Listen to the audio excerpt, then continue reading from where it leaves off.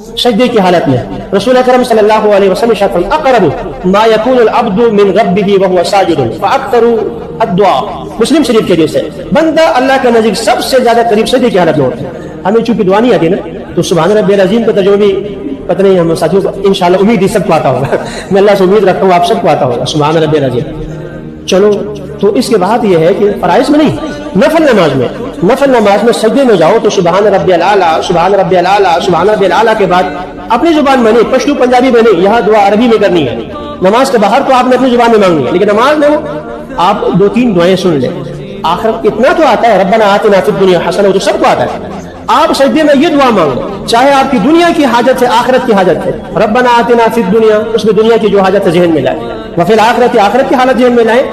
اگر اور دعائیں نہیں آتی اللہم انی ظلمت نفسی رب اغفر لی، جو دعائیں آتی ہیں، تو یہ ایک موقع اور ہو گیا کہ نفل نماز میں سجدے کی حالت میں جو دعا مانگ لیں۔ روزہ رکھیں، افطار کے موقع پر اللہ دعا قبول فرماتے ہیں، یہ نبی کا فرمان ہے صلی اللہ علیہ وسلم۔